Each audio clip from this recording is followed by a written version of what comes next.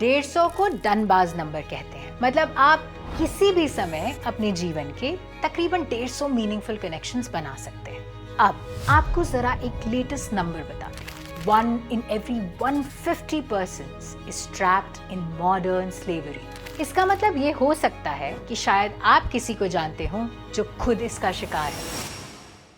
Compared to 2016 global estimate, 10 million more people were in modern slavery in 2021, with women and children disproportionately vulnerable। ये हैं Rajesh money साहब और human trafficking पर 24 साल से काम करते करते इन्होंने ऐसे हजारों लोग देखे हैं जिनकी कहानियां सुन के हम जैसे लोगों की रूह कांप जाए। गोरखपुर के एक अखबार में सन 2000 में मैं पढ़ा कि भारतीय रास्तों से नेपाली युवतियों की तस्करी हो रही है और यह बातें यूएन के प्रतिनिधि ने डीएम सभागार में प्रेस कॉन्फ्रेंस करके बातें बताई। एमएसएस वीमेन एम्पावरमेंट पे काम कर रहा था, इस क्षेत्र में मौजूद था, बावजूद मुझे जानकारी नहीं, मैं हैरान रह गया। एमएसएस मानव सेवा संस्थान 1988 में पंडित उमा शंकर त्रिपाठी जी ने बनाया था और राजेश मनी जी ने इसे तकरीबन 90s के आसपास ज्वाइन किया था। इतने सालों इतना अलग अलग काम करके राजेश जी ग्रासरूट्स प्रॉब्लम्स को बखूबी समझने लगे थे, लेकिन फिर उनका सामना हुआ ह्यूमन ट्रैफिकिंग जैसे पेचीदा मुद्दे से। इतने तरीके इजाद हो गए हैं इस ऑर्गेनाइज्ड क्राइम के कि इससे लड़ना मुश्किल हो गया है। बहुत बड़ा नेक्सस है ये। गोरखपुर में एक अधिकारी से, मैं पुलिस अधिकारी से मिलने गया तो जब चर्चा होने लगी तो उन्होंने कहा कि ये डिमांड और सप्लाई का खेल है। मुझे बड़ा अफसोस हुआ, दुख हुआ कि क्या कह रहे हैं, और उन्होंने बड़ा दुखी भाव में उन्होंने कहा कि स्त्री को वस्तु समझा जाने लगा। अजीब सा लगा। डिमांड और सप्लाई, वस्तु। 2000 में ये काम जब शुरू किया तो बड़ा चुनौतीपूर्ण काम था। बावजूद 15 अक्टूबर 2001 को एक मल्टी स्टेक होल्डर वर्कशॉप किया गया, जिसमें नेपाल की तरफ से नेपाल के प्रशासन, मीडिया, पंचायत ने हिस्सा लिया, भारत के तरफ से भी ये सारे लोगों ने हिस्सा लिया और प्रिवेंशन और अवेयरनेस के लिए यह काम शुरू किया गया। ह्यूमन ट्रैफिकिंग का धंधा सालों से चला आ रहा है और आज भी जारी है। आज भी राजेश जी जैसे लोग, पुलिस, एसएसबी सब लगे हैं, पर कमी नहीं आ रही है बल्कि बढ़ता जा रहा है। सोचिए कितना गहरा शिकंजा है। राजेश जी को कई धमकियां भी मिली। कल की सुबह नहीं देख पाओगे बेटा, मगर वो नहीं डरे और डटे रहे। पुलिस ने बहुत ही मनोबल बढ़ाया। उनके ऑफिसर जो हैं, बड़े अधिकारी हैं, मेरे लिए 24 घंटे फोन उनका ऑन रहता, जिससे मनोबल बढ़ा। मैं कूद पड़ा काम में। सॉल्यूशन खोजते समय ये भारत नेपाल के टीटी का भी ध्यान देना था। ये ऐसा बॉर्डर है, न यहाँ पे पासपोर्ट है, न यहाँ पे वीजा, कोई भी आ जा सकता है। हमेशा फिल्मों की तरह नहीं होता कि आपको जोर जबरदस्ती दिख जाए। कुछ लोग नौकरी करने के लिए भी जा रहे हैं, लोगों की अपनी महत्वाकांक्षाएं हैं, और फिर सभी लोग बुरे नहीं हैं। एक और समस्या थी कि लोग सिर्फ ह्यूमन ट्रैफिकिंग को प्रोस्टिट्यूशन से ही जोड़कर देखते थे। अब लोगों को समझाया कैसे जाए, कहीं कोई हर्ट ना हो जाए, ह्यूमन राइट्स का वायलेशन भी ना हो और हमारा काम भी हो जाए। आज भी वो और उनकी टीम बॉर्डर पे बैठ के आग में हाथ डाले हुए हैं। ऐसे में जो खिलाफ हैं वो बस एक चूक का इंतजार कर रहे हैं।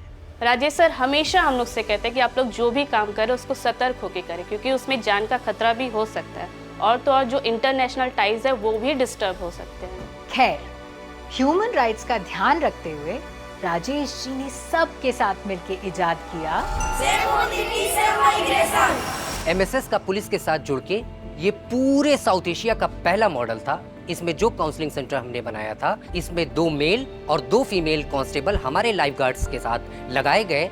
इसके बाद हमने एसएसबी के साथ मजबूती से जुड़कर इस काम को बहुत तेजी से आगे बढ़ाया। इसके अलावा इन चीज़ों ने हम लोगों को बहुत स्ट्रेंथ दी, और जिससे हम लोग सेफ माइग्रेशन और सेफ मोबिलिटी पर अवेयरनेस और प्रिवेंशन के काम को आगे बढ़ाए। मुझे फायर ब्रांड लोग कहते हैं, मीटिंगों में बुलाते हैं कि आएंगे और ये हमारे पॉइंट्स को चेकआउट करेंगे, बताएंगे। और आज ये स्थिति ये है कि एडवोकेसी करते करते आज वो पॉलिसी मेकिंग की बात हो, अवेयरनेस की बात हो, उसको लेकर के हम एक फ्रेमवर्क बनाने की स्थिति में। इसका असर आज इन गाँव में लोगों में दिख रहा है। आज भी न केवल सिस्टम बल्कि स्टेट माइग्रेंट्स जो अलग अलग देशों में फंस जाते हैं वो राजेश जी की मदद लेने आते हैं। एमएसएस और राजेश जी का मेन काम अवेयरनेस और प्रिवेंशन का है, पर इसके बावजूद उन्होंने 700 से 800 इंटरनेशनल माइग्रेंट्स और तकरीबन 10,000 लड़कियां रेस्क्यू की हैं, वो भी बस पेपर वर्क से।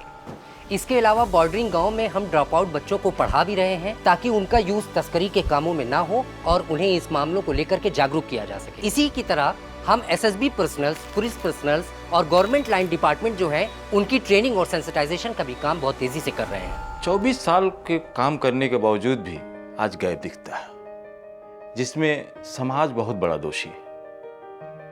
आज अगर देखा जाए तो एक दूसरे से शेयरिंग केयरिंग बंद है, आपस में बातचीत बहुत सारे कम लोग करते हैं। दूसरा, जो अपने सपने हैं, जो सेल्फ का सपना है, वो परिवार से, बच्चे से पूरा करना चाहते हैं, वो सपने पूरे नहीं हो पाते।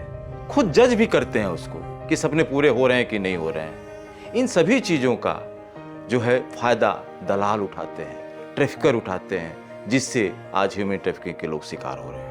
तो राजेश जी अकेले सूरत को नहीं बदल सकते, आपको, हमको, सबको इसका हिस्सा बनना पड़ेगा। आज एमएसएस और राजेश जी 8 बॉर्डर पॉइंट्स और 80 गाँव में सेफ माइग्रेशन पर काम कर रहे हैं। अगर आप भी उन्हीं की तरह ह्यूमन ट्रैफिकिंग के खिलाफ मुहिम छेड़ना चाहते हैं तो आज इन्हें कॉल करिए और समझिए कि इस समस्या के समाधान में आप क्या कर सकते हैं। बनिए हमारे हीरो की केप, बी केपेबल।